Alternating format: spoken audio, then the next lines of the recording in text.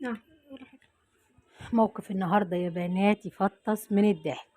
مرات اخويا بتقول لي في كانت ايه؟ عند اهلها. اخباري ايه؟ هي والله اللي بتقول ان مرات اخوها كويسه ومحترمه وكل حاجه، بس ايه، عصبيه، وحماتها عصبيه. حماتها بتحب تتكلم وتشخط وتنطر وكده.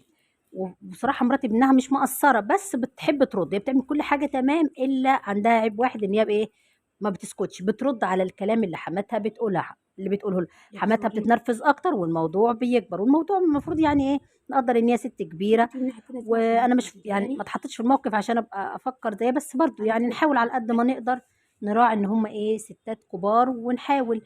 لو احنا سكتنا بالتاكيد هم هيسكتوا، يعني صح، نجرب. المهم يعني هنقول لكم على الموقف اللي ده. هي ما كانتش تعرف ان جوزها موجود في البيت، ماشي، او كان نايم، حاجه زي كده، ما اعرفش يعني. المهم ان هي ما تعرفش انه في البيت. وصاحبتي يعني سلفتي ديت قاعده، جت ايه، حماتها ما اعرفش قالت لها ايه، غلطت فيها بصراحه، يعني بصراحه غلطت فيها. جت مرات اخوها، اللي هي الست دي، البنت ديت، يعني ردت على حماتها: لا وانت ما تشتمينيش، وانت تشتميني ليه؟ وردت رد جامد. ومين قاعد؟ اللي هي اخت جوزي، اللي هي المفروض اخت جوزها هي كمان، وخال باين جوزها. المهم بس هي يعني ماما بره قوي. حماتها اتعصبت اكتر، قعدت تغلط فيها اكتر. كانت البنت قعدت، جت هي ايه، البنت ايه اللي هي اخت جوزي، انا ملخبطاكوا صح. المهم يعني قالت لها: عيب عيب، دي زي امك، ما هي بتشتمنا كلنا، ده حتى بتشتم جوزك. فاهمه؟ يعني بتراضيها، هي اللي هي سلفتها، بتراضيها، بتقول لها يعني هي عصبيه شويه، بتشتمنا كلنا، حتى بتشتم جوزها.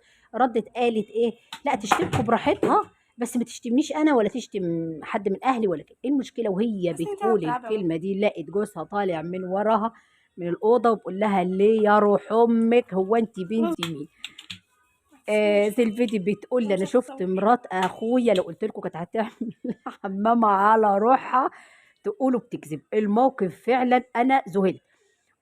سلفتي بقى راحت وقفت، اخوها عصبي، راحت وقفت قدام اخوها. يعني لو ما كانتش راحت وقفت قدام اخوها، كان اخوها جاب مراته من شعرها والموضوع كبر.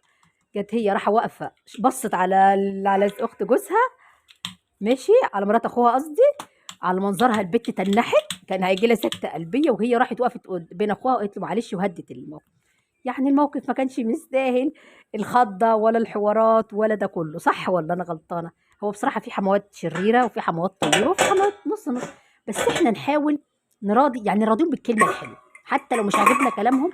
لو احنا قلنا كلمة كويسة، هم هينكسفوا على دمهم. لو هم مثلا بيقولوا لنا حاجة تضايقنا واحنا ما ردناش عليهم، هم هينكسفوا على دمهم.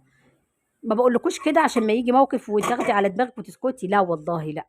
بس برضو تحاولي ان انت ايه، تمشي الامور على قد ما تقدري عشان الدنيا تمشي. صح ولا انا غلطانه؟ بس ايه رايكم في الموقف ده؟ الخوف سيد الاخلاق. بدل انت عارفه ان انت هتخافي، وعارفه ان انت هتقفي كده، لو حطيتي في موقف مش هتقدري تصمدي، ما خلاص يا بنتي، كنت خليكي بنت حلال ومؤدبه وساكته وخلاص. صح ولا انا غلطانه؟